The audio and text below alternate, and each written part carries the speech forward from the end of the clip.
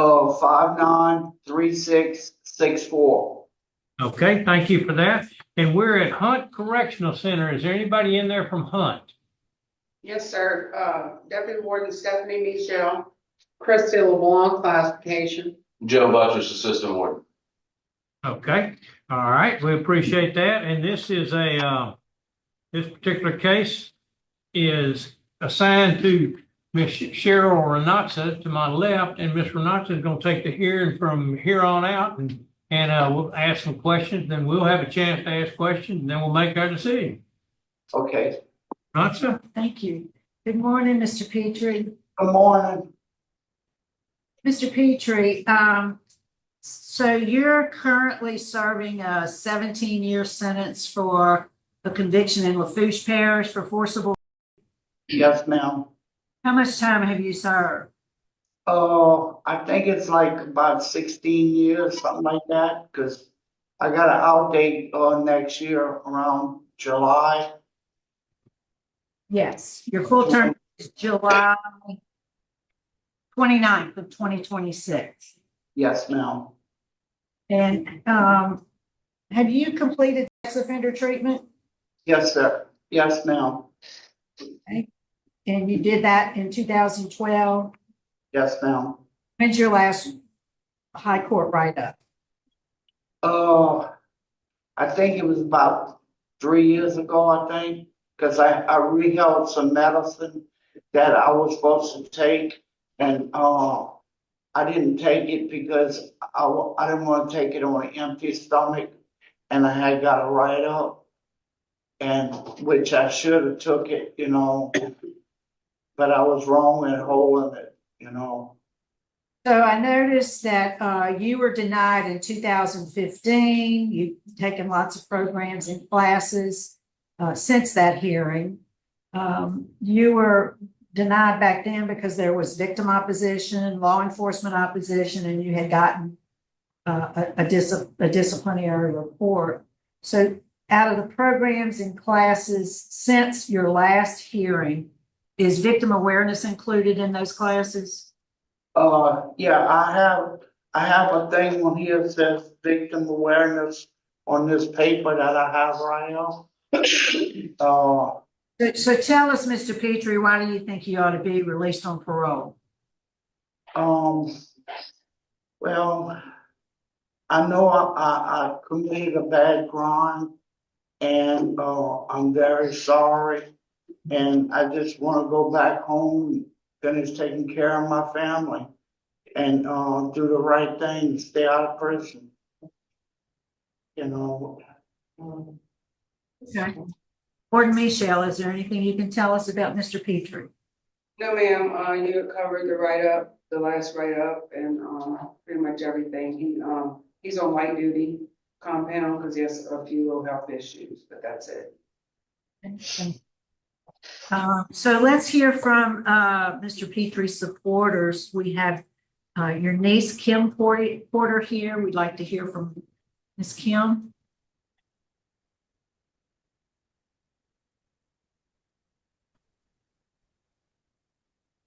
You're still on mute. Oh. Hello, can you hear me? We can hear you. Okay. What would you like us to know? I mean, from what I've been having regular phone calls with my uncle and stuff, and I've seen a change in him as far as, just want to say that I'm proud of him for talking about God, and he's been going to church, and he's also done some schooling there that I've seen. So I'm very proud of him for that. He's been in there a long time, and we just, no matter what, we love him. So. And is that Ms. Brenda Pitre there with you? Yeah, yes, ma'am. Yes, Does she want to say something? Go ahead. We'd like to hear from you, ma'am. Well, I miss my brother, and I really want him to come home. I think he's doing good, and we are proud of him.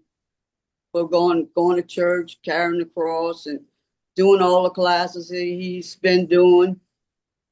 And he's been praying for us, and we've been praying for him. Good. Well, thanks. It's nice to hear from both of you this morning. We appreciate you speaking with us. We're going to move on now. We're going to hear from Miss Kim Free. Miss Kim, do you want to step up to the podium?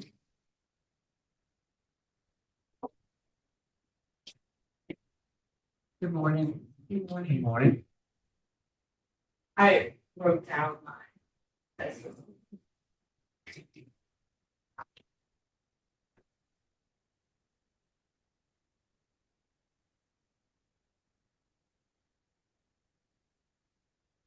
I wanted to come today and talk about some of the unseen and unspoken ways that of the things he did have affected me. I want to not just talk about the effects of the act, but also the effects of the grooming that took place for years before what he did to us. I suffered from severe depression, stress, anxiety, suicidal thoughts, and PTSD for years and even up to this day. For years of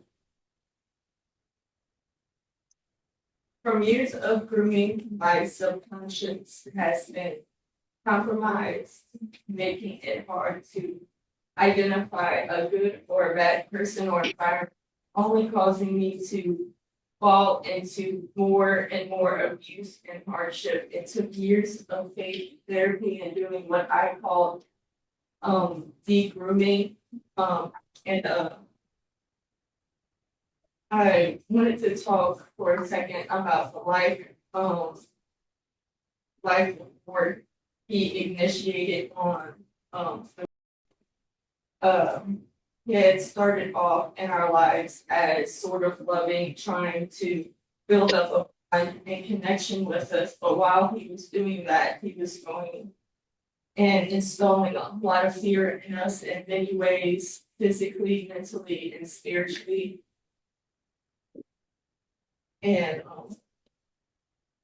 fear of him, he installed fear of him if we wanted to talk to anyone, fear of, things like monsters and ghosts. As a kid, these things terrified us.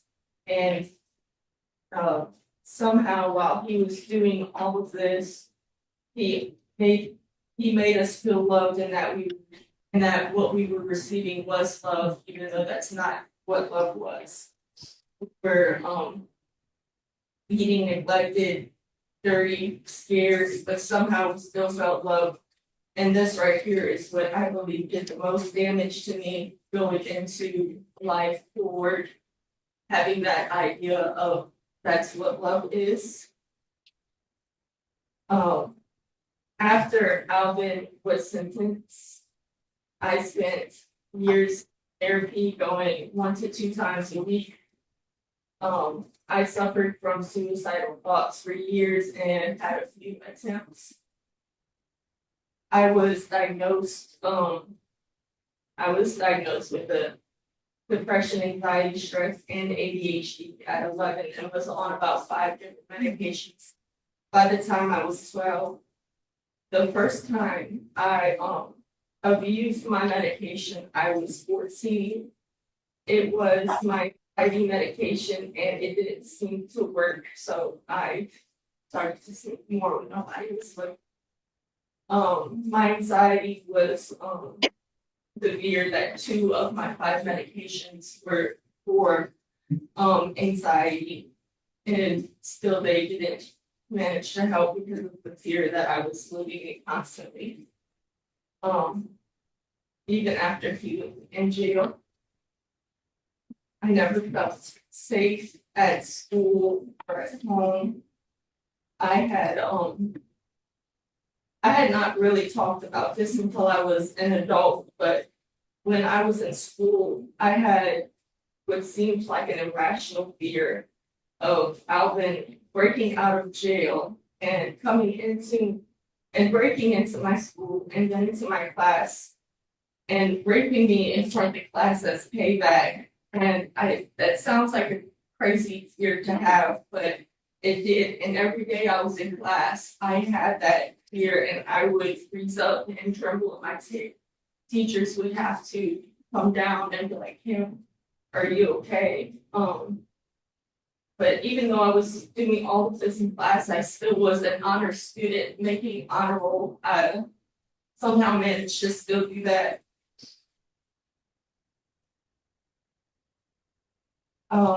At home, I always felt an evil presence. I was constantly scared that there was something in my bed or my closet, which was another fear that he had installed in us for years. And actually, I only stopped being scared of things like this only a few years ago. And I'm gonna be 27 this year.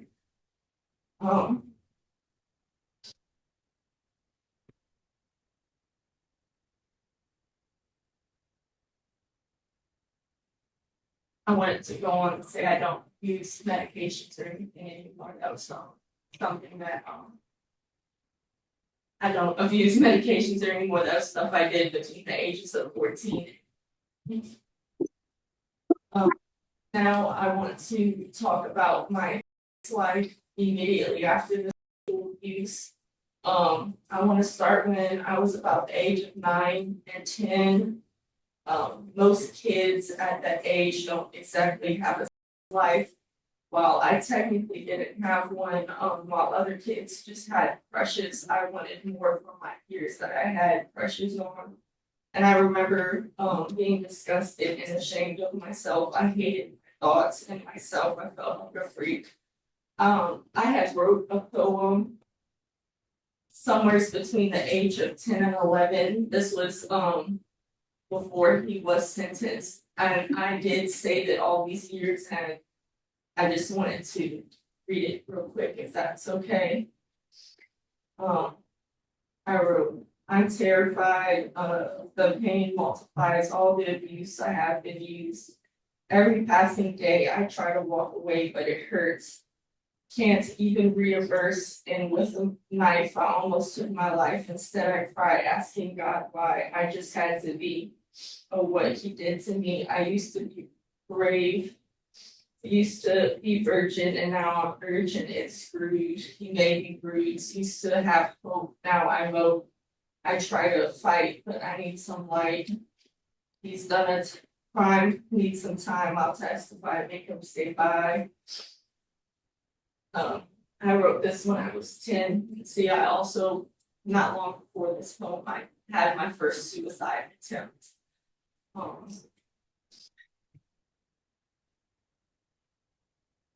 But after, going into that, that was around elementary, but when I went into middle school, it was a very hard and awkward, that's when a lot of girls are mean, and there's this one conversation that I had a few times in middle school that it was really in a group of, I'm trying to find where I wrote it sometimes.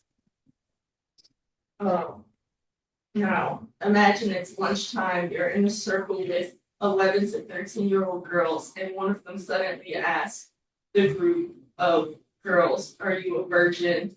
And 11-year-old asks you if you're a virgin, and 11-year-old you, who had gotten that stolen from them, is now frozen and has no words to come out their mouth. And when that girl sees you frozen, they go, oh my gosh, you aren't virgin, you're a slut, or whatever it is. And when you finally find the courage to find those words to say, I was raped a few years ago when I was 9, just for a little girl who doesn't know much about anything about what happened to you, and that's, their hormones are crazy, to turn around and ask you right after you just said that, oh, I'm sorry. Like it. And this was extremely uncomfortable conversations that I had to have throughout middle school that I was not prepared for, even in high school. And then, you know, when I did become more of an older and started to have consensual sex, that was still a scary thing for me. Even though that was something that, you know, as humans we want to do, it was very scary, and I had a very healthy relationship with Kim, can I ask you a couple of questions? his name. So your relationship with Mr. Pitre, he was the boyfriend, I guess, of your grandmother. Mhm. And you've mentioned, in speaking with us, you've mentioned us. How many children were in the house? It was me and my little sister. And my record, I made a note at some point, I don't know if it was when he was, you know, charged or convicted, but you were 7 or 8 years old. How old was your sister? I was 9. It was 2 weeks after my 9th birthday when he started to engage in sexual acts with us. My little sister was born in 2000, so she was 7. So she was 7. Mhm. I'm so sorry that that you went through that. I'm glad to know that you're doing better. And I'm sorry you had to be here today, but I'm glad you got to share your story. I know it's difficult and took a lot of courage. I think we're in a good place. We have sufficient information to make a decision in Mr. Petre's case. If you'd like to go on, you can, or we can just cast our. If I could just, my little sister didn't come, has not been, you know, very brave enough to get into or face any of the problems that she's had from this. But I would like to speak for her a little bit on how it affected her. Well, now I feel like as an adult, I'm going through life and I'm facing it and doing those things. My little sister had the complete opposite. She, as an adult, she's not able to think through her decisions, be responsible. She doesn't seem to think at all, because to think you have to remember everything that happened to move on, you have to remember everything. And she has chosen to forgot and push back, and it's had a toll on her as going into adulthood. She hasn't seeked as much help as me. You know, it's scary to seek help, especially for her. And she was scared to come here today as well. Thanks for speaking up. Okay, I believe, any questions, Mr. Freeman? No, sir. I have no questions. Mr. Lott, I believe it's time to vote. Yeah, I'm ready to vote. Well, Mr. Pitre, you've heard the testimony this morning. Your actions had some very significant impact on the lives of those children, even now. I'm glad to know you took victim awareness. I'm glad to know you completed sex offender treatment, but based on the very, very strong opposition, my vote today is to deny your parole. Mr. Freeman? I concur. Okay, I concur. Today your parole has been denied. Considering his crime, should he ever be paroled? Please let me know what you think in the comments below. And if you like this video, please hit subscribe for new videos every week.